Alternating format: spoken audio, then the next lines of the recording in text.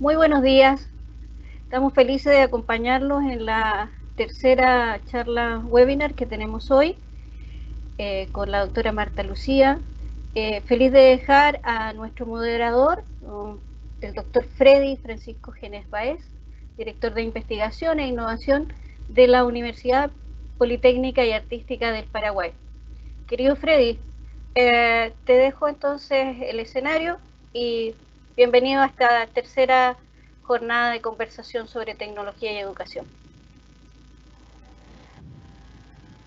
Hola Marisol, gracias por cederme el uso de la palabra. Sean todos y todas muy bienvenidas y bienvenidos a nuestra tercera actividad de este ciclo de webinars denominado Y Educación, la oportunidad que nos abre el confinamiento.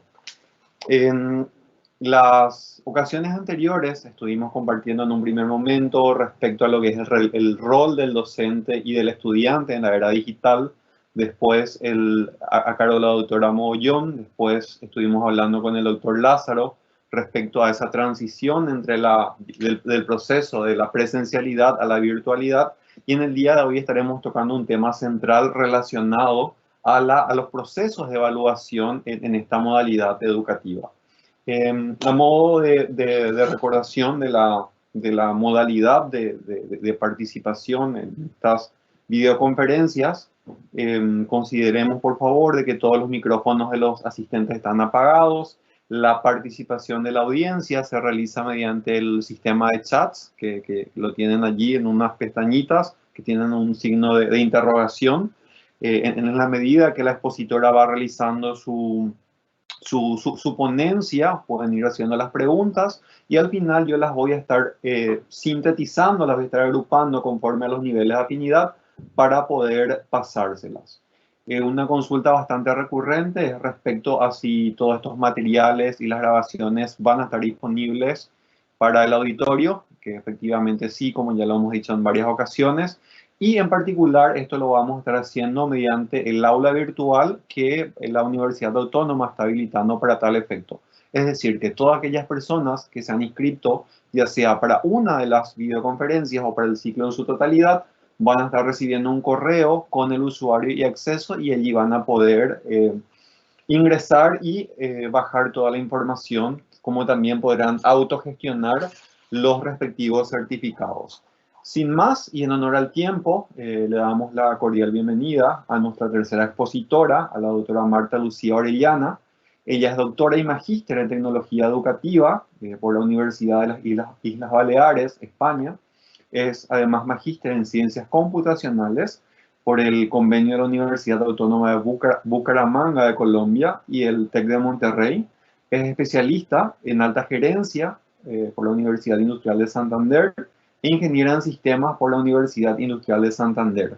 Ella además es docente titular de la Universidad Autónoma de Bucaramanga en Colombia, asesora pedagógica de la misma universidad, coordina el doctorado por la Universidad Autónoma de Bucaramanga junto con otras instituciones, y además ha sido directora de la maestría en tecnología educativa por el convenio de la Universidad Autónoma de Bucaramanga con el TEC de Monterrey, directora de maestría en e-learning por el convenio también de su universidad con otras instituciones, y coordinadora académica en la Facultad de Estudios Técnicos y Tecnológicos.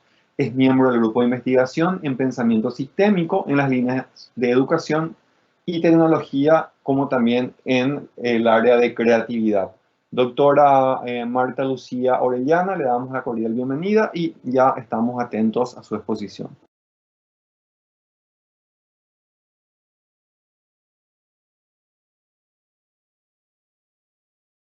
Marta, micrófono.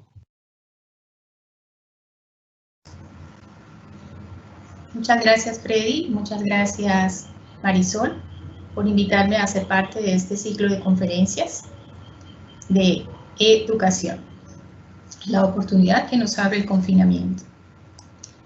Pues bueno, agradezco a ustedes, agradezco también a todos los asistentes que nos acompañan hoy, que están interesados en el tema. El webinar se titula Repensando la evaluación para el aprendizaje en línea, y ya finalizando vamos a mencionar algo sobre este título. Ya se ha hecho mi presentación, Freddy la ha hecho, muchas gracias. Decirles que en la Universidad Autónoma de Bucaramanga, donde laboro, nosotros tenemos programas presenciales, 75% de los presenciales acompañados de una plataforma virtual que es Moodle, y programas también totalmente virtuales, tanto de pregrado, de nivel de tecnología, de nivel profesional universitario y también de posgrado. Entonces vamos a empezar la presentación. Estos son los temas que vamos a ver. Vamos a iniciar hablando de los propósitos de la evaluación. Luego, comentar los resultados de una investigación muy interesante sobre exámenes, actividades o tareas y calificaciones. Pasaremos a ver unos tips para el diseño de actividades. Luego hablaremos de los resultados esperados de aprendizaje y su alineación con actividades y evaluación. Luego pasaremos a hablar de tipos de actividades, una clasificación según un autor, tipos de evaluación, algunos tips para el feedback, oportunidades y retos de la evaluación en el aprendizaje en línea. Bueno, entonces, si vamos a hablar de la evaluación, vamos a ver desde dónde nos estamos ubicando para hablar de cuáles son los propósitos de la evaluación. Entonces aquí traigo algunos autores, por ejemplo, Sally Wooten, que nos dice, tiene un artículo muy bonito donde más que la evaluación habla del sistema de educación y lanza la pregunta de si el sistema existe para mejorar el aprendizaje o para medir las fallas. Y de ahí la imagen que tenemos a la izquierda.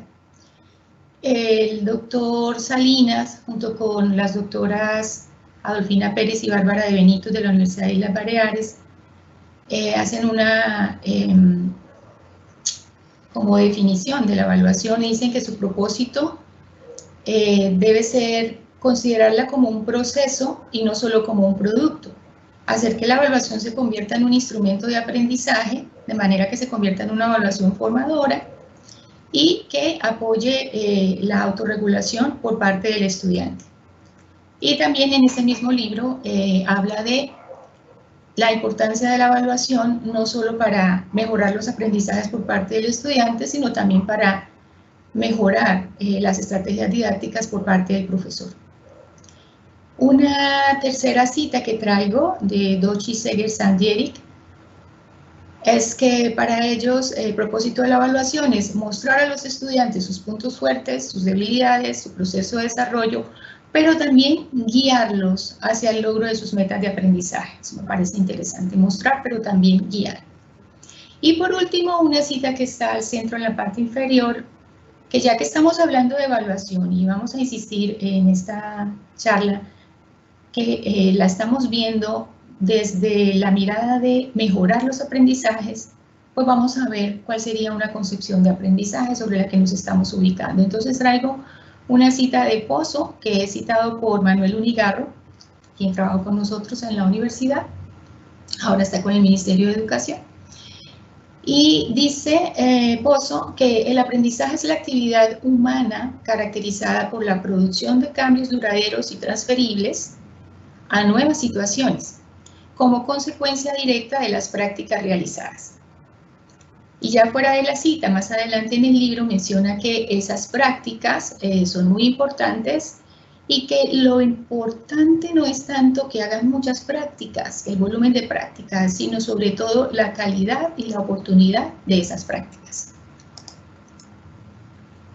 Bueno, entonces, ya ubicándonos en estas concepciones de aprendizaje y evaluación que vamos a manejar, aquí también citando a Manuel Unigarro, hay unos sentidos de la evaluación en la educación virtual. Menciona 6 sentidos: medición y comparación de objetivos, construcción de sentido. Esa construcción de sentido porque aunque haya criterios de evaluación, no deja de haber subjetividades. Cómo percibe las cosas el profesor, cómo percibe las cosas el estudiante, entonces es muy valioso desde ese punto. como crítica y discriminación, porque se puede estar clasificando los que están por encima de la media, los que están por debajo de la media, como base para la toma de decisiones, como bien decíamos, tanto para el profesor como para el estudiante, como un espacio de formación para el estudiante y como un espacio de acreditación. Como un espacio de formación cuando estamos orientados a valorar y a medir el seguimiento, y como un espacio de acreditación cuando necesitamos una calificación aprobatoria para promover al siguiente nivel. Bueno, aquí quiero compartir una investigación muy robusta cuyos resultados me parecieron bastante interesantes, de los autores Gibbs y Simpson. Ellos, durante un estudio longitudinal con un gran número de estudiantes, llegaron a estos resultados. Ellos querían comparar tanto la percepción de los estudiantes en cuanto a los exámenes versus cuando en vez de exámenes se les evalúan las que ellos llaman tareas y nosotros vamos a hablar de actividades. ¿Cómo son esas percepciones, actividades versus exámenes, y cómo son los resultados de los aprendizajes cuando se evalúa con actividades versus cuando se evalúa con exámenes? Entonces decía que me pareció muy interesante. Aquí vamos. Entonces, primero, lo que los estudiantes han mostrado con ese estudio. Pues que los estudiantes se enfocan en obtener buenas calificaciones en los exámenes. Cuando son exámenes, ellos estudian para obtener buenas calificaciones, no para aprender. Cuando son exámenes, ellos estudian días antes del examen, porque lo importante es aprobar el examen. Si tienen los conocimientos frescos, les va a ir mejor. Priorizan a las calificaciones por encima de aprender, porque claro, las notas son importantes en nuestros sistemas educativos, son importantes para obtener una beca, son importantes para promovernos en nivel. Tienden a obtener resultados inferiores en los exámenes que en las tareas. Y estudian mayormente lo que será evaluado. Si el tema no entra en el examen, lo dejamos de lado porque el tiempo es muy valioso, así que no podemos dedicárselo a otra cosa. Y prestan más atención al feedback por realimentación cuando no viene acompañado de una calificación. Cuando viene acompañado la calificación, dicen los autores, el estudiante está tentado a mirar primero la calificación. Y eso ya lo desmotiva a mirar algo adicional. Me fue mal, entonces ya no me interesa lo que me va a decir. Ya me fue mal, ya no hay nada que hacer, lo perdí. Eso era en cuanto a los estudiantes han mostrado. Ahora, los estudiantes consideran, cuando se les invita a las entrevistas del estudio, que las tareas o actividades para ellos son más justas que los exámenes. Que las tareas o actividades permiten medir un mayor rango de habilidades que los exámenes. Y que las tareas o actividades les permiten organizar mejor sus propios patrones de trabajo. ¿Ya? Tienen más flexibilidad para moverse, para realizar una actividad, para elegir un formato, una herramienta u otra. Ahora, los investigadores han encontrado, establecieron estadísticamente, encontraron algunas correlaciones entre algunas variables y con ello pudieron afirmar que los resultados de los exámenes comparados contra los desempeños posteriores y aprendizajes a largo plazo del estudiante, no hay correlación ahí. O sea, contra exámenes no se puede esperar desempeños posteriores y aprendizajes a largo plazo que sean buenos, no fue mayoría. Mientras que con los resultados de las tareas o actividades comparados contra aprendizajes a largo plazo, eso sí una correlación positiva, como también lo hubo con la comparación entre la calidad del aprendizaje obtenido en los cursos basados en actividades o basados en actividades y exámenes contra aquellos que fueron basados solamente en exámenes. También se pudo comprobar que la calidad de sus aprendizajes era mejor cuando estaban basados en actividades o en exámenes más actividades. Y la comparación entre las actividades y el compromiso del estudiante también fue positiva, lo que no sucedió con los exámenes. Y por último, que las actividades permitían promover un feedback oportuno, dije mal, cuando permitían promover un feedback oportuno, pero sin calificación, eso también fue positivo para los aprendizajes obtenidos. Bueno, ahora quiero comentar un poco algunos aspectos a tener en cuenta cuando vamos a diseñar las actividades. Y decir aquí que a partir de ese estudio que les acabo de comentar, así como dice allí, con todos esos resultados que las actividades mostraron mejores resultados en aprendizajes y en desempeños a largo plazo que los exámenes, pues la idea es evaluar con las actividades y la idea de evaluar con los exámenes, dejarlas, si el tema lo exige, porque depende de la disciplina, depende del tema, hacer que si van a existir, que si tienen que, pues que sean minoría.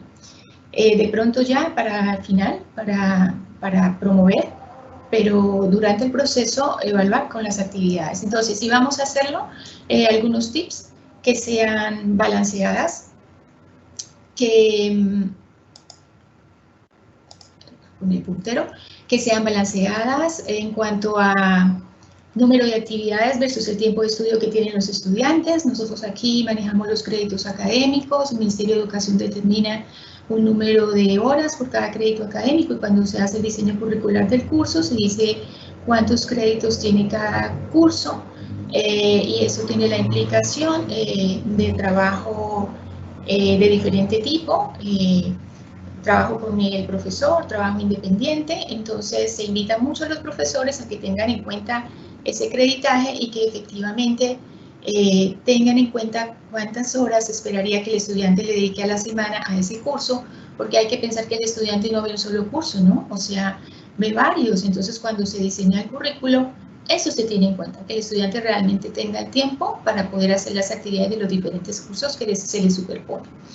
Que sean suficientes, esto es muy importante porque me decía, por ejemplo, un estudiante hace poco, ahora que están en casa, me decía, no, profe, lo que pasa es que hay algunos profesores que nos han dejado tareas y tareas y tareas. Me decía, profe, a mí me da la impresión de que ellos se sienten como culpables, como preocupados de que porque no podemos tener la clase presencial, entonces como que quieren decir, tome para que usted esté ocupado y yo me sienta como más tranquilo de que usted sí está haciendo algo. Entonces, pensar que no se trata de que hagan muchas tareas, o sea, siempre se va a tratar de qué queremos conseguir en el curso, cuáles son esos resultados esperados de aprendizaje y si con una actividad muy bien diseñada que logre integrar muchas competencias que queremos desarrollar en el estudiante, por ejemplo, un proyecto que logre integrar muchas cosas y que cada tema que vayamos viendo le vaya contribuyendo a ese proyecto, pues eso sería perfecto y no tendríamos que estarle dejando tareas y tareas y además el proyecto. Entonces, al pensar muy bien la actividad, entre más integrada pueda ser y entre más competencias logre desarrollar, sería con más sentido para el estudiante, ojalá contextualizada también, que también es un punto que está aquí, y el estudiante se sentiría más a gusto porque tiene un sentido para él y porque no se siente atiborrado de tareas. Que sean periódicas, de manera que el estudiante esté trabajando durante todo el curso, pero que sean espaciadas, o sea, esperar que termine la una, que el estudiante alcance a recibir el feedback de esa antes de que empiece la siguiente, para que el feedback le sirva para ajustar, para mejorar. Que sean situadas, lo que acaba de mencionar, para que sea en contexto, con situaciones reales, donde el estudiante tenga tiempo de aplicar lo que está viendo. Que promuevan la interacción y colaboración, y esto tiene aquí un indicador mío porque en el aprendizaje virtual, la comunicación y la interacción son unos ejes claves de esta modalidad. Y que tengan asociados criterios de evaluación, ojalá negociados con los estudiantes. Este tema de criterios de evaluación no lo vamos a abordar aquí, ya el doctor José Luis Lázaro en su webinar anterior de la presencialidad a la virtualidad habló bastante y muy claro del tema. Y por último, decir que permitan evidenciar los resultados esperados de aprendizaje. En el aprendizaje en línea tenemos una gran oportunidad para esto, para desarrollar y para evaluar esas competencias a nivel conceptual, procedimental y actitudinal. Yo no sé si alcance a hacer estas citas por el tiempo, así que voy a decir muy brevemente los doctores que ya había mencionado, el doctor Jesús Salinas, la doctora Dolfina y la doctora Bárbara. mencionan en su libro que con frecuencia en los entornos virtuales, muy desafortunadamente, se ven cursos que también están orientados al examen, aprovechando quizá que las herramientas permiten la calificación automática, y entonces pues el profesor, esto lo digo yo, no ellos, el profesor puede aliviar un poco su trabajo de calificar, ¿no? Entonces, pues nos vamos al examen porque es automático y nos perdemos de las grandes posibilidades que tiene la modalidad, tanto para evaluar como para el desarrollo de habilidades genéricas o transversales en los estudiantes. Y los autores Dodge, Segerson y Eric, pues también hablan de lo importante de las actividades de construcción de conocimiento que sean en contextos ricos en fuentes y materiales, para lo cual la modalidad en línea presenta una gran oportunidad. Para esos materiales, para la diversidad de fuentes, para la interacción.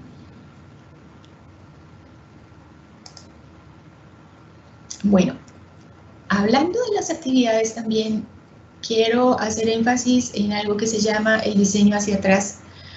Es posible que todos los que están conmigo aquí ya lo manejen. A veces yo hablo con algunos profesores como si fuera muy normal y el profesor me dice, oye, no lo había pensado, lo voy a hacer así a partir de ahora, entonces lo voy a mencionar. Es que quizá hubo una época en que pensábamos los objetivos del curso, pensábamos las actividades y luego pensábamos en cómo hacer la evaluación, ¿sí? Pero con el diseño hacia atrás y muy de la mano con la educación basada en competencias, la idea es partir de los resultados esperados de aprendizaje. Se define la competencia, se definen los resultados esperados de aprendizaje para esa competencia, se piensa cómo va a poder el estudiante evidenciar el logro de cada uno de esos resultados y es así como surgen las actividades. Por eso se habla del diseño hacia atrás.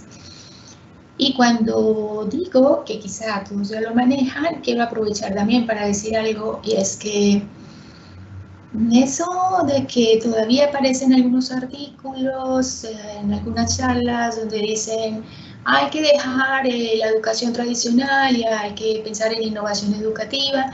La verdad que yo con los profesores que he trabajado, tanto de educación básica y media como de educación universitaria, creo que ya no aplica. O sea, veo que los profesores ya están muy de la mano con la innovación educativa, muy haciendo esfuerzos para ver cómo incorporamos tecnología, cómo mejoramos las actividades, cómo mejoramos el diseño del curso, cómo evaluamos mejor, muy inquietos sobre esos temas. Así que tradicional creo que ya no nos queda. Ya el punto sería más bien cómo establecemos sinergias entre los mismos profesores para no duplicar esfuerzos, ¿sí?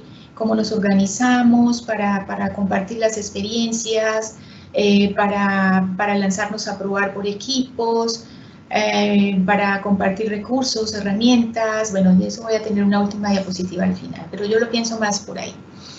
Y siguiendo con el diseño hacia atrás, pues si ya tenemos, decíamos que resultados esperados, cuáles serán las evidencias y llegamos a las actividades, pues muy importante también y facilito de hacer, cruzar para no nos equivocar, ver que para cada resultado esperado de aprendizaje hay al menos una actividad que tribute a ese resultado y que cada actividad que diseñemos la hayamos diseñado para lograr verificar si el estudiante ha alcanzado uno o más resultados de aprendizaje. Entonces, esto es como una matriz que invito a hacer para hacer un pequeño cruce. Cuando ya tenga las actividades, digo, a ver, efectivamente, la actividad 1 tributa al resultado esperado de aprendizaje 1, perfecto.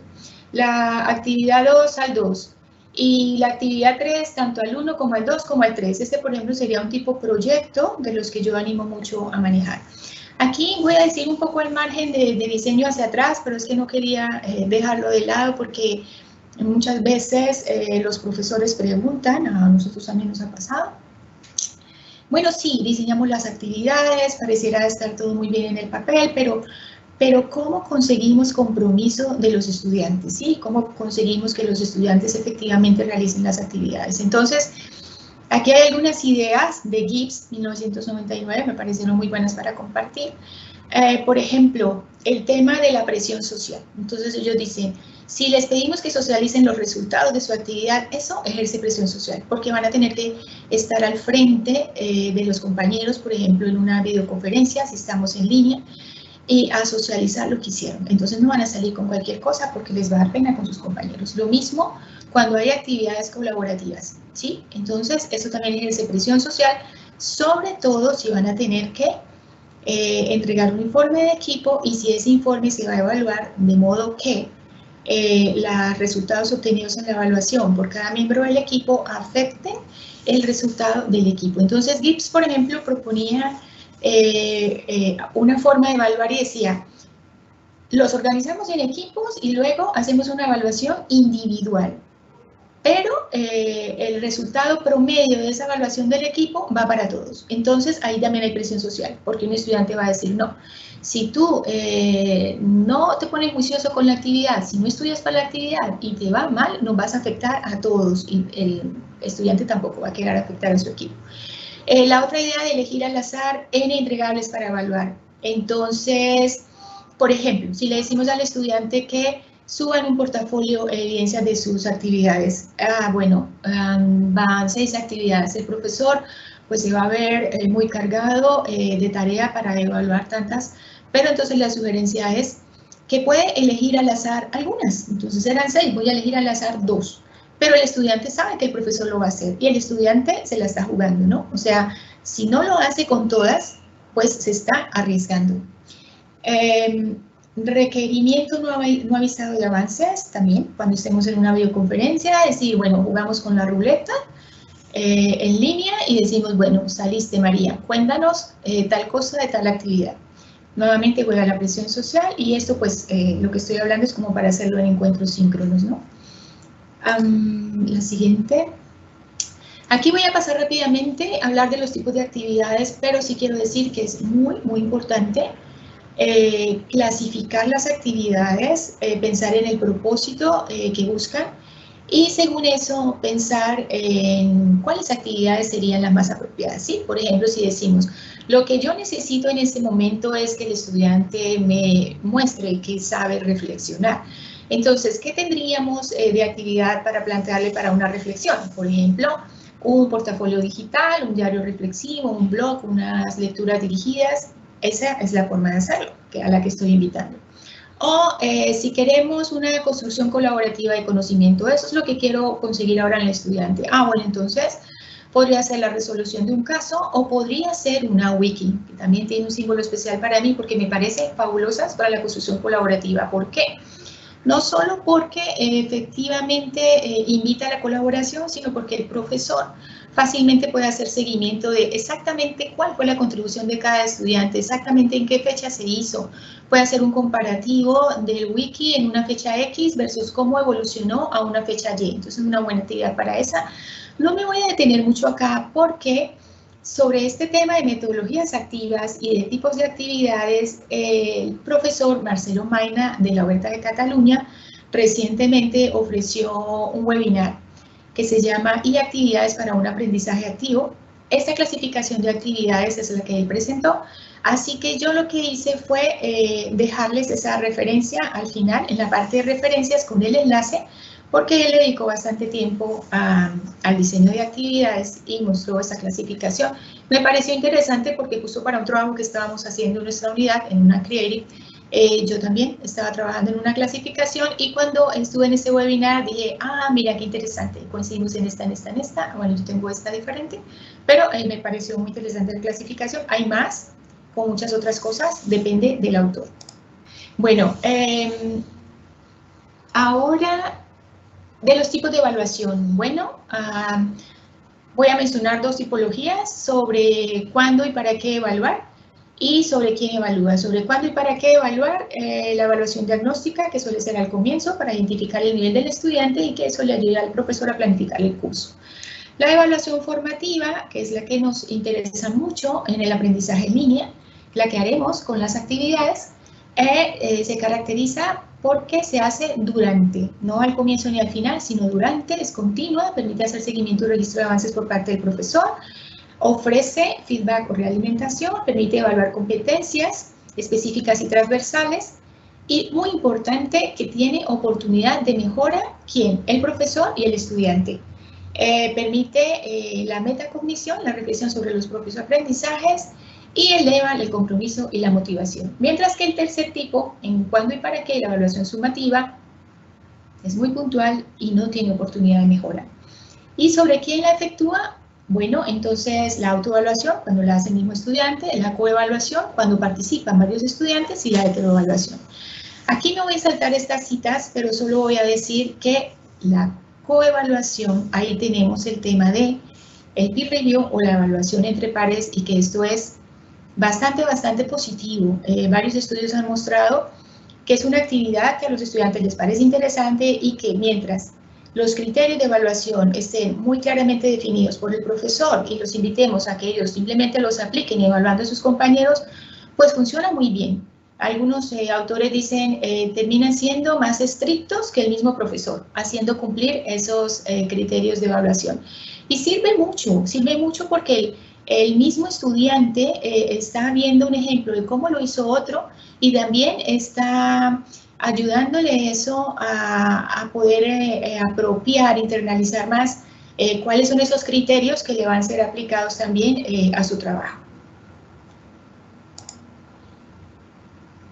Unos tips para el feedback. El feedback debe ser oportuno y útil. Entonces, aquí algo muy importante, que es balancear entre calidad y rapidez, ¿sí? Entonces, lo importante, coinciden varios autores, es ofrecer feedback de calidad y feedback frecuente, así no sea mucho y así no sea personalizado, pero con que se haga de calidad y frecuente, eso compensa la personalización. Y ahí yo quiero decir una cosa. Por ejemplo, uno puede pensar en, no, pero es que si tengo actividades y ahora voy a cambiar de exámenes a actividades y entonces voy a tener que realimentar, entonces me voy a demorar mucho más, ¿cierto? Y así sería. Pero entonces, invitaciones a cambiar esto o a pensar en otras estrategias podría ser, mire, como lo importante es la calidad y la frecuencia. Entonces, si tengo muchos estudiantes, yo puedo en revisar trabajos de varios estudiantes, darme cuenta de qué es lo que están haciendo muy bien y qué es lo que tiene que ser reorientado, y mandar una realimentación grupal donde el estudiante se dé cuenta que yo sí reviso las actividades, y donde yo le diga, miren, identifiqué estos problemas, ahí no voy a decir de qué, pero cuando yo menciono los problemas, el que lo haya cometido el error se va a dar cuenta, así, yo soy uno de esos, el profesor sí revisó, y afortunadamente no me mencionó. Pero cuando sea una cosa buena, entonces puedo mencionar algunos y decir, mire, es muy brillante la idea de este estudiante, ¿sí? Entonces también el estudiante va a querer ser mencionado en el próximo feedback, y ahí se alivia un poquito el trabajo del profesor. Que sea un feedback continuo, que sea enfocado en desempeños y aprendizajes y no en los estudiantes. Es decir, no voy a criticar al estudiante por la forma en que hace algo, tengo que estar muy alineada con los criterios de evaluación, ¿sí? No es a él al que voy a evaluar, es al logro de los criterios de evaluación. Que el feedback esté orientado a animar y no solo a corregir. O sea, sí le debo mencionar las fortalezas y debilidades, pero también le debo motivar. Y aquí voy a hablar de algo que una amiga muy querida mía, Nancy Olmos, que trabaja con Blackboard, me decía alguna vez, me decía, mira, la técnica del sándwich. Me decía, primero, dile algo bueno. Luego, dile lo que tiene que mejorar. Y termina diciéndole algo bueno. Y creo que funciona. Y ahora, uno más. Bueno, que el feedback esté orientado a mirar hacia adelante.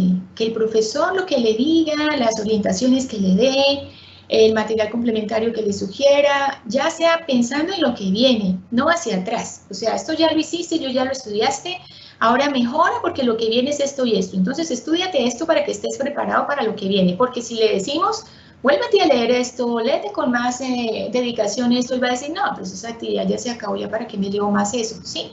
Bueno, aquí nuevamente insistir en el peer review, en la autoevaluación y en el peer review. Muy bueno para que el estudiante internalice cuáles son esos criterios de evaluación y reflexione sobre sus propios aprendizajes.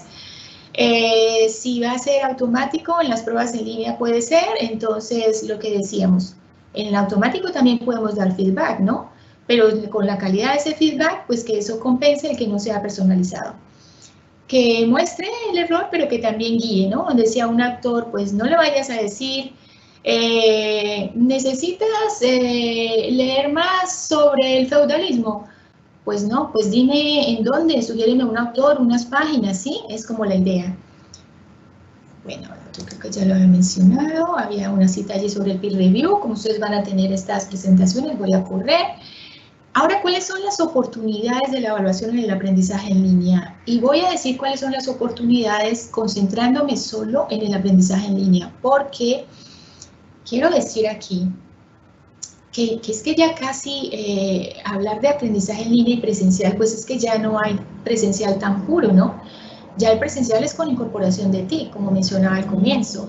Entonces, cuando es aprendizaje en línea, yo quiero mencionar como oportunidades solo estas 5, que nos ayuda a hacer seguimiento al desarrollo de las actividades asíncronas, o sea, yo cuando es presencial veo al estudiante y cuando volvemos a tener clase, pero cuando me apoyo en la tecnología o cuando es aprendizaje en línea, en las dos, ¿vale?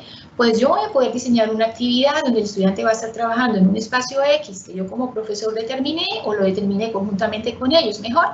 Y yo puedo entrar a ese espacio y yo puedo ir mirando cómo está haciendo el estudiante su trabajo individual o cómo está trabajando el grupo en este muro, en este espacio, y puedo ir haciendo registro de esos desempeños.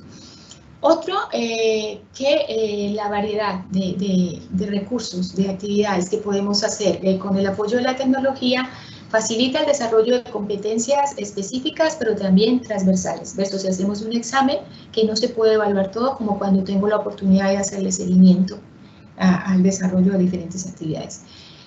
También ayuda a promover el aprendizaje activo y la construcción colaborativa del conocimiento cuando es en línea. Y la riqueza de formatos que podemos emplear con el apoyo de tecnología. Entonces ya no es solo en papel, ¿sí? Entonces ya tengo medios audiovisuales, ya puedo decirle, mira, haz la tarea como quieras, como mejor te sientas, o vamos a hacer esta usando un póster, esta usando un audio, un podcast, esta usando un video que ustedes mismos van a grabar, esta una multimedia, esta una animación, N formatos. Y eso hace que el estudiante se sienta mucho mejor. Y con eso N formatos, aquí tengo un asterisco. Y voy a decir que no estoy hablando con esto de estilos de aprendizaje y que en ese tema yo me inclino por los autores, como este que referencio aquí, de que no pensemos en esto de privilegiar los estilos o preferencias de aprendizaje, porque hay profesores que se preocupan por estas teorías y entonces dicen, ah, no, entonces si tengo en mi clase estudiantes que son más auditivos o que son más visuales porque les hice una prueba iniciando, la prueba de BAC u otra, entonces tengo que diseñar quizá este material para los auditivos y el mismo material que consiga el mismo resultado para los visuales, no. Pues respeto la teoría, respeto los que se inclinan por allí, pero voy más por la línea de que lo importante, más que respetar lo que el estudiante considera que es su estilo, que quizás sea la habilidad que en ese momento tiene más desarrollada, lo importante es ayudarle a desarrollar más habilidades. Ah, mira, tú crees que eres auditivo porque solamente te has dado la oportunidad de escuchar los podcasts porque en un test salió que eras auditivo, pues te invito a que mires este video a ver cómo te va, ¿sí? Entonces, te invito a que hagas así y así y voy a ayudarle al estudiante a desarrollar otras habilidades. Y por último, de esta diapositiva, diversidad de herramientas tecnológicas que nos ayuda mucho la evaluación en línea, el aprendizaje en línea, pero insisto, no solo aprendizaje en línea, sino la educación apoyada con tecnología. Y hablando de herramientas tecnológicas, pues bueno, aquí muy importante mencionar también que hay que combinar, ¿no? Hay que lograr integrar contenidos, pedagogía y tecnología, ¿sí? Yo sé que los profesores en esto también están muy bien, lo están haciendo bien, y es que ya quedó muy atrás donde, bueno, hay que utilizar esta tecnología, entonces, ¿qué los pongo a hacer con esto? No, nosotros ya vimos atrás en las diapositivas el diseño hacia atrás, lo que queremos conseguir es esto, cómo me va a evidenciar el aprendizaje, la actividad es esta, ya tengo la actividad, ya dije que la actividad debe ser un portafolio, donde él tenga un diario y me suba las reflexiones o me suba los resultados de las actividades. ¿Cómo puede la tecnología ayudarme a hacer un portafolio digital? Ah, bueno, pero yo ya había pensado en el portafolio. Yo no pensé primero en el e-portafolio. Yo pensé en el portafolio, en el diario reflexivo, ¿cierto? Y luego pienso, ¿será que la tecnología me puede ayudar? Sí. Y así con lo demás. Seguimos con el diseño hacia atrás. Y entonces quizá en esa diapositiva, ahora que veo esto, me faltó poner una cosa más atrás, después de la actividad y decir la tecnología, ¿verdad? Ahí se lo vamos a poner luego. Entonces, no me quedo con este. Allí están los autores Kohler Misras. Ellos aclaran que este modelo TPACK, que integra los 3 tipos de conocimiento, parte de uno previo, pero allí lo mencionan. Y bueno, esto es muy interesante para lo que está mencionando, de que la tecnología queda al final, solamente si uno encuentra que efectivamente tiene una forma de potenciar, posibilitar o mejorar la actividad. Porque si la podemos hacer sin tecnología, pues bienvenida. Pero estoy hablando de lo presencial con incorporación de tecnología. Pero si estamos en un aprendizaje en línea, la actividad es en línea, pues sí que vamos a necesitar tecnología.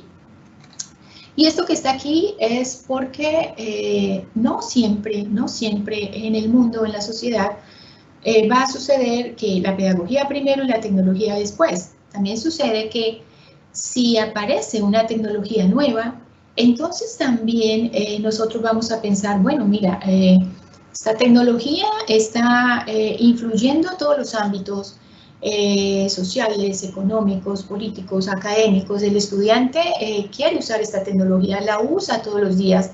¿Cómo podríamos incorporarla en el aula nosotros también? ¿Sí? Entonces, lo haremos pensando primero en el componente pedagógico, lo haremos, o sea, no iremos corriendo a utilizarla, primero pensaremos, ¿para qué? ¿Cómo? ¿En qué nos ayuda? ¿En qué nos potencia? ¿Listo? Este que sigue es también con relación a eso, no sé si la conocen, se llama The Pedagogy Wheel, si es Pedagogy, no Pedagogy, porque, y me sonrío porque yo fui la que lo pensó así, cuando la vi, porque él lo hace para las aplicaciones, las apps. Entonces, utilizando la taxonomía de Bloom, plantea en cada una de las porciones de esta rueda está una de esas competencias de la taxonomía, por ejemplo, para crear, para analizar.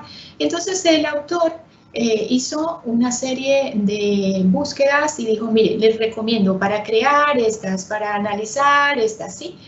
Para reflexionar o comprender estas. Esto es del año 2015, pero los invito a que con sus profesores puedan sacar adelante su propia rueda, teniendo en cuenta sus disciplinas, sus actividades, sus proyectos educativos, institucionales.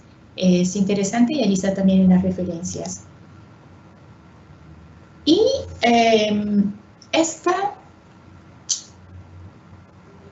aquí ya estamos terminando y esta es una invitación que les hago. Quizá ya la había hecho atrás, la voy a acentuar un poco más. Y es, pensando en esas herramientas, no dejarse angustiar porque, por Dios, hay tantas herramientas, estoy aprendiendo esta y en el momento se están diseñando miles sobre el mismo tema, nunca voy a ser capaz de manejarlas todas, me siento estresado, ¿cómo voy a salir ante los estudiantes si no las manejo? No, o sea, yo puedo decir, uno normalmente no debe decir nunca, ni siempre, ni ninguno, ni nadie, pero a veces con la cantidad de herramientas, de tecnología, de información que se libera en cada momento en la web, yo sí podría decir que nadie va a poder manejarlas todas en un momento dado, ¿sí? Eso no se puede lograr. Así que no se sientan desesperados y angustiados por eso. Más bien piensen en al menos una herramienta para cada propósito de aprendizaje. Entonces, yo, Marta Lucía, quiero una herramienta para cuando yo necesite que los estudiantes generen ideas. Un ejercicio de ideación, lluvia de ideas, ¿cómo podría hacerlo? Bueno, me busco una herramienta, la manejo y me quedo con esta, ¿sí? Por ejemplo, es la que tengo aquí en este cuadro que les estoy invitando a hacer conjuntamente con sus profesores, con sus colegas, incluso también bienvenidos los estudiantes si los quieren apoyar, que digamos, mira, Esta es una sugerida, ustedes pueden ponerle su toque, que diga tipo de actividad o propósito. Entonces, por ejemplo, quiero una actividad que me sirva para debate, discusión, comunicación. Bueno, entonces un ejemplo de actividad que podría hacer con eso. Actividad primero, ¿no? Primero el propósito de la actividad. Entonces, una actividad que sea una lluvia de ideas que promueva el pensamiento divergente. Listo. ¿Hay una herramienta tecnológica que me pueda facilitar o potenciar esa actividad? Sí, podría ser un muro digital en una herramienta que se llama Padlet. ¿Cuál es el enlace de la herramienta? Acá está. ¿Listo? ¿Quién lo dijo? Marta Lucía. Tenemos este tablero, este cuadro en un espacio colaborativo donde todos vamos a poder aportar. Entonces, luego viene otra personita, mi amiga Nancy, y dice, bueno, ya la usé, entonces voy a agregarle aquí comentarios y sugerencias sobre la actividad. Mira, les aconsejo que inicien ese muro con un post donde les expliquen las reglas del pensamiento divergente. Y además, o también puede ser otro registro, otra personita, bueno, ya la usé, tengo sobre la herramienta tal, no sobre la actividad en sí, sino sobre la herramienta específicamente, puedo decir que Padlet es intuitiva, ágil, permite comentarios y votaciones y también permite líneas de tiempo, le encantan a los estudiantes, ¿sí?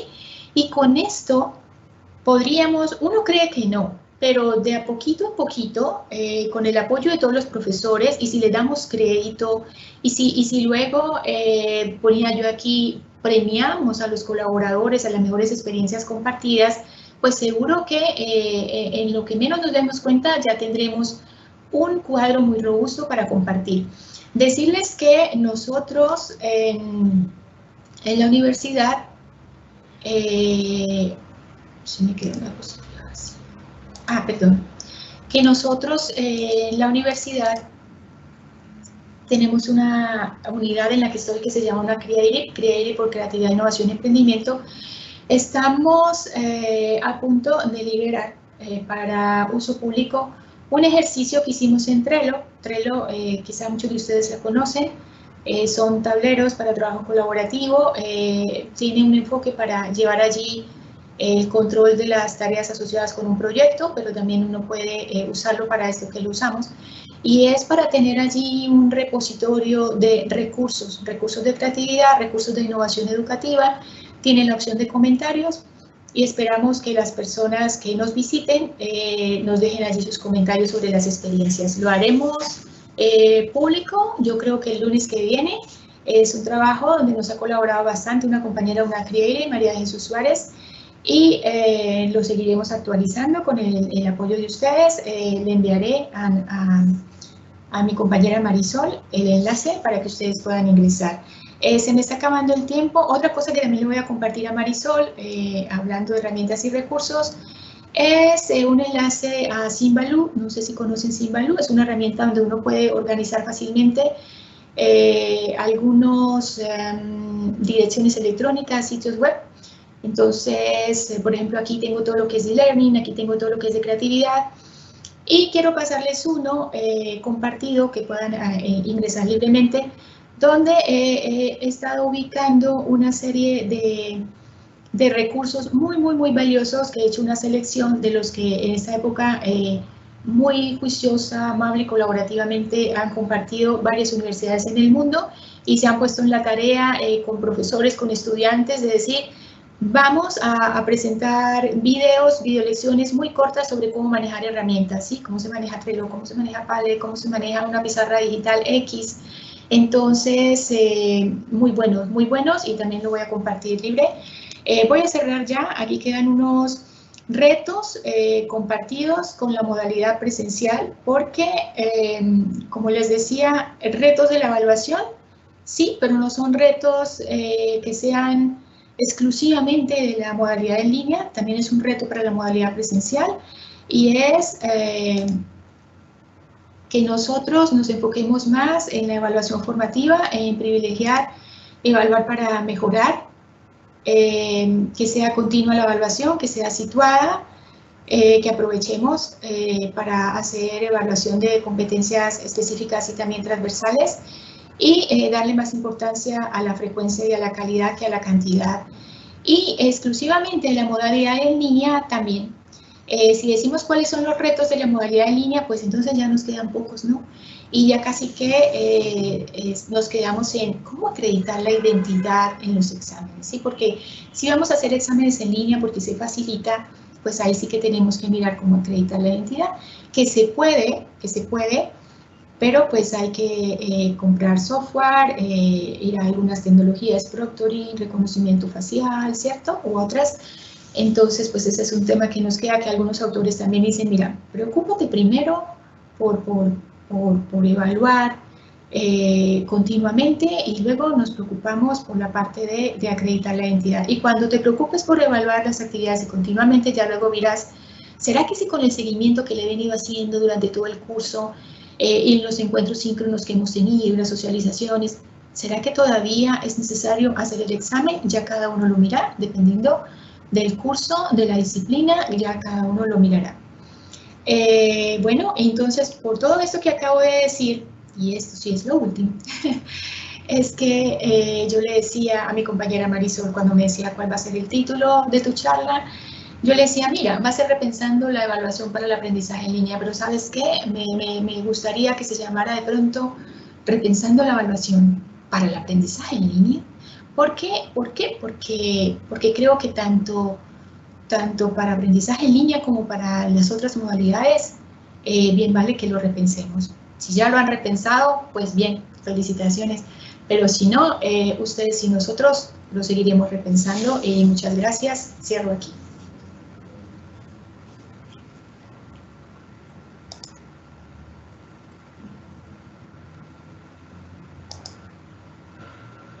Muchísimas gracias, doctora, por su excelente exposición. A lo largo en el tiempo en el que usted nos estuvo exponiendo, justamente recibíamos muchas retroalimentaciones y muchas valoraciones positivas en cuanto a la importancia del tema y también por la claridad de la exposición. Fueron varias las preguntas y en el tiempo vamos a agruparlas en un total de 5. Entonces, en atención al tiempo también, doctora, le pediría que sea lo más breve posible. La primera de ellas hace mención a cómo evaluar cuando los cursos son muy cortos. Ejemplo, una asignatura modular de un solo mes. También podríamos enganchar con esa pregunta respecto a cómo evaluar grupos grandes, ejemplo de 70 o más alumnos. ¿Ya? ¿Respondo esas dos? Sí. Vale. Entonces, ¿cómo evaluar cursos cortos? Pues miren, recuerden que más que la modalidad, lo importante es qué se espera conseguir con el curso, ¿sí? ¿Cuál es la competencia, el resultado esperado de aprendizaje que se espera obtener? Y una vez lo tengamos, sabremos cuál es la actividad que mejor va a permitir evidenciar que el estudiante logró ese aprendizaje. Si el curso es corto, es porque el tiempo permite llevar los contenidos y las actividades para evidenciarlo, ¿verdad? Por eso sería corto. Entonces, una vez tengamos cuál es esa actividad que efectivamente permite evidenciar ese curso, aunque sea corto, perfecto. Si es corto, quizá lo ideal sea una sola actividad que logre integrar muchas competencias, muchos resultados. Depende del tema, ¿no? Si es teórico, bueno, o no necesariamente teórico, pero sí el tema se ajusta, podría ser, por ejemplo, un estudio de caso. Y en el estudio de caso podemos evaluar varias competencias. Si creen que da el tiempo, un mes, para hacer un proyecto y que con los temas que el estudiante vaya viendo cada semana los vaya aplicando al proyecto, o sea, muy bien diseñado el proyecto, porque en la etapa 1 van a hacer esto, pues bueno, los contenidos que yo les dé en esa semana 1 serán los que a ellos les ayude a incorporar eso a su proyecto de la etapa 1. En la etapa 2 van a hacer esto, pues bueno, tendré contenidos en la semana 2 para que ellos puedan aplicarlos en la etapa 2. Y con un proyecto del mes que va a durar el curso, muy bien yo podré evaluar competencias específicas y transversales para ese curso, pero todo depende de cada caso en particular. Y la segunda pregunta, ¿cómo evaluar grupos grandes? Pues bueno, yo decía hace un rato que lo que podemos hacer es hacer seguimiento, pero no podemos desgastarnos en hacer realimentación personalizada. hacer una realimentación que sea dirigida a todo el grupo, pero donde el grupo se dé cuenta que efectivamente estamos haciendo seguimiento y les estamos ayudando a identificar debilidades, fortalezas, a mostrar y a guiar sobre cómo avanzar y mejorar. Entonces, creo que nuevamente insistir, feedback en frecuencia y calidad y no tanto en personalización y cantidad si no tenemos el tiempo, si el volumen de estudiantes no nos lo permite. Y seguro que ellos lo van a agradecer y va a ser positivo. Perfecto. También consultan respecto a dependiendo de la naturaleza de la materia de la asignatura, como derecho, por ejemplo, o también en el caso de aquellas asignaturas eminentemente prácticas. Leo ejemplo, me parece muy ilustrativa. Soy profesor de química y a veces tengo que evaluar temas como tabla periódica y sus propiedades. Y siento que no hay otra manera de evaluar diferente a la memoria y a la clásica evaluación vigilada. ¿Qué alternativa ofrecen ustedes para este caso? Pues bueno, primero quiero decir que la memoria no se sale de aquí, ¿no? O sea, desarrollar la memoria también es importante. Pero yo creo que quizás sí podríamos pensar en una actividad que nos lleve a una aplicación de los elementos más que a memorizarlos, ¿no? O sea, seguro que los elementos están agrupados en la tabla con una clasificación particular que tiene un sentido y que diseñemos una actividad práctica o que pongamos un ejemplo de una situación donde la persona hizo o no una buena selección de esa clasificación y que el estudiante tenga que venir y evaluar esa decisión tomada por esa persona, evaluar esa clasificación, sugerir, mira, en esta situación podrías recurrir a este y este tipo de elementos, y ahí me va a decir cómo se llama el elemento sin que yo lo ponga a recitar los elementos, ¿sí? Creo que ese es como un ejemplo que podría dar. Siempre situarlo, pero pensar, el día de mañana que yo me gradúe, esos elementos que mi profesor me está diciendo que me aprenda de memoria, ¿para qué me van a servir? El día de mañana, ¿para qué me van a servir? ¿Cierto? De memoria no es que me van a servir para algo que yo conozca sus propiedades, su clasificación. Eso me va a servir. Entonces, pensemos en eso para diseñar la actividad. Sí, excelente. Creo que quedó muy clara la respuesta. La siguiente pregunta es, ¿cómo evaluar los trabajos colaborativos para asegurarnos que efectivamente todos hayan realizado ese trabajo? Y de la mano de esta consulta también viene si existe alguna correlación entre o relación de porcentajes entre actividades individuales y grupales. Bueno, voy a empezar con la evaluación del trabajo colaborativo. Pues damos ideas, o sea, no es infalible, pero sí que ayuda. Un ejemplo lo dimos, nos lo daba el autor Gibbs en uno de sus, ese no fue el artículo, ese es un libro de Gibbs. Él decía, bueno, que nosotros le hagamos una evaluación individual, pero que luego el resultado para todos sea el promedio de los que participaron en ese grupo, de manera que cada uno se preocupe. Creo que dimos varios ejemplos. Otro ejemplo que dábamos era el de, a ver, bueno, voy a pasar a la otra, se me pasó el ejemplo, pero, allá. Yo le ponía un corazoncito allí a la wiki porque esa es una herramienta buenísima para hacer evaluación grupal, porque ahí efectivamente puede ver el profesor cuál fue el aporte de cada uno, cuántos aportes hizo, con qué frecuencia trabajaron, cómo evolucionó la wiki. Entonces ese es buenísimo. Lo que pasa es que no para todos sirve un wiki, ¿sí? Entonces un wiki sí vamos a construir un informe, un documento. El proyecto puede tener una parte de informe en wiki, pero tendrá otra parte que de pronto es más de maker, de hacer. Entonces, bueno, allí tendríamos que hacer otro tipo de evaluación. Podemos pedirle al estudiante, a todos, que graben un video donde cada uno diga sus aportes, sus aprendizajes, haciendo el proyecto y que me lo manden. Sí, que voy a tener que verlo, pero la forma en que yo diseñe esa pregunta que les voy a hacer, que tienen que responder en el video, y les digo cuánto tiempo se debe tomar cada una herramienta para eso es, por ejemplo, Flipgrid, funciona muy bien. Esa es otra idea para hacerlo, ¿sí? Decir que los exámenes en línea no es que estén abolidos, lo que pasa es que funciona muy bien. Siempre hagámosle feedback.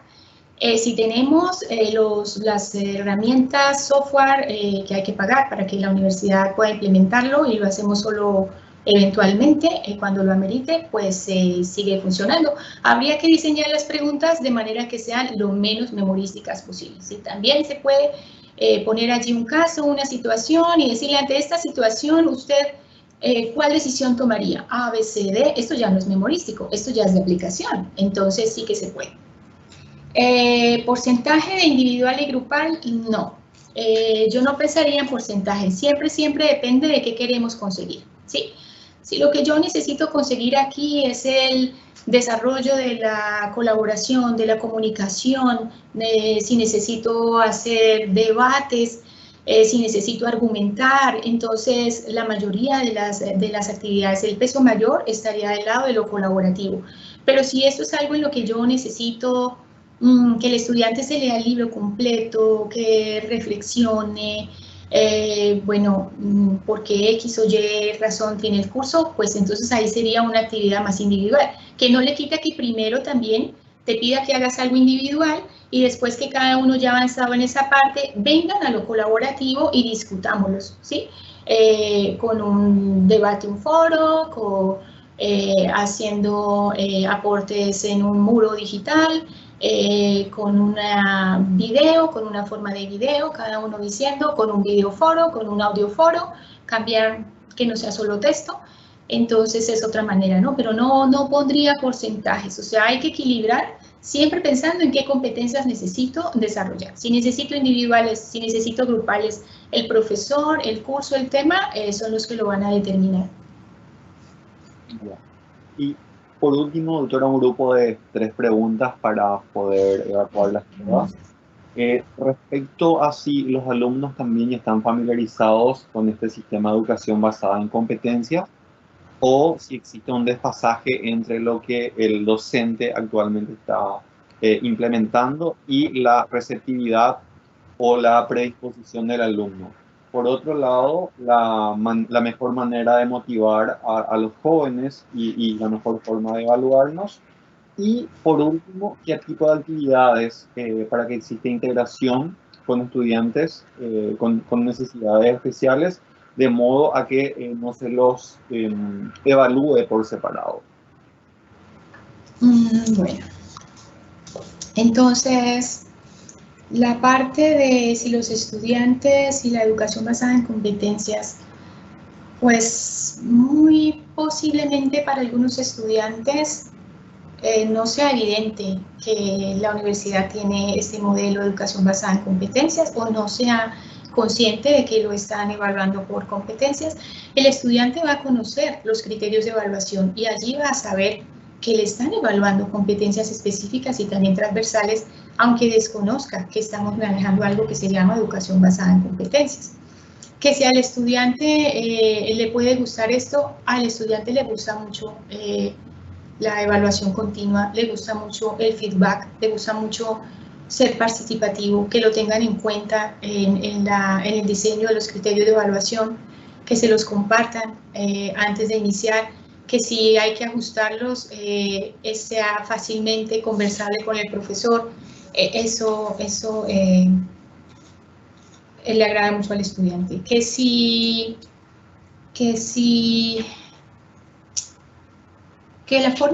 La mejor forma de evaluar, ¿era una pregunta? Sí, respecto a los jóvenes. Pues la mejor forma de evaluar, como veíamos en el resultado de la investigación de estos autores,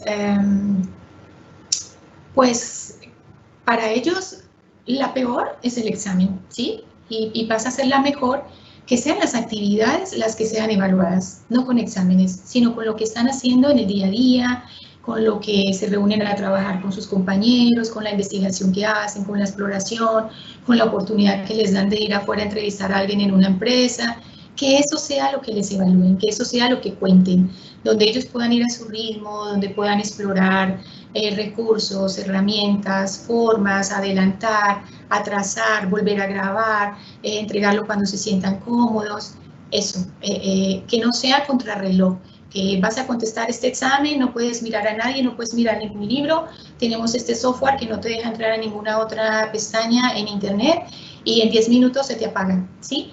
Entonces eso genera estrés, eso a cualquiera le genera angustia. Bueno, ser muy consciente de qué es lo que queremos lograr en nuestro curso con nuestros estudiantes, ser flexibles. Yo, por ejemplo, le digo a mis estudiantes, bueno, evaluamos hoy esto, deberían tener estos avances, no les fue bien, les fue mal. Bueno, entonces les digo, cuidadito, cuidadito, nuestra clase es el viernes, ¿no? Cuidadito y se van a arruinar el fin de semana porque les fue mal ahora, o sea, para nada, o sea, no se lo van a arruinar, o sea, la semana entrante ya veremos qué hacemos en la siguiente actividad, cómo van a recuperar, porque qué es lo que a mí me importa al final, y ellos lo saben y me lo dicen, que al final, profe, lo hayamos logrado, y eso es así, eso es lo que a mí me importa, y por eso yo resaltaba cuando decíamos que el examen no tiene oportunidad de mejora, sacaste 2,5 y así te quedaste, sacaste 2,5. En el otro no, es que si a mí al final lo que me importa es que tú me demuestres que sabes argumentar, quizá no lo lograste la primera semana, ni en la segunda, ni en la tercera, pero en la sexta lo haces mejor que el que lo hacía mejor el primer día. Eso es lo importante y eso está muy, muy en la base de la educación basada en competencias. Al final lo que nos va a importar es si logró la competencia y con esto yo quiero citar a Eugenio Estigarraga de la Universidad de Mondragón, que con él estuve trabajando todo este tema de competencias y muy amablemente nos apoyó en la universidad desde el año 2007. Y el otro, la educación inclusiva. Bueno, este es un tema, me interesa mucho. Ojalá todos fuéramos mucho más conscientes con el diseño universal. Al igual que para el diseño de los materiales, aplica para la evaluación, porque la idea es que vamos a evaluar con actividades de evaluación continua. Entonces, yo creo que en esto aplica igual, tener en cuenta las consideraciones del diseño universal, tener en cuenta los recursos, cualquier audiovisual que tenga transcripción.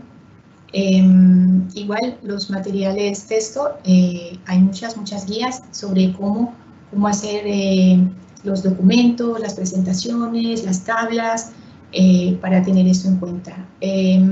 Ya si hay un caso muy particular, tendríamos que brindar apoyo, pero en lo general sí el profesor sabe, porque a veces el profesor no lo sabe, ¿no?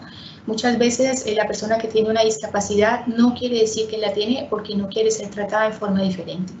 Entonces, precisamente para eso es el diseño universal, diseñar para todos, para que una persona no tenga que sentirse diferente, ¿sí?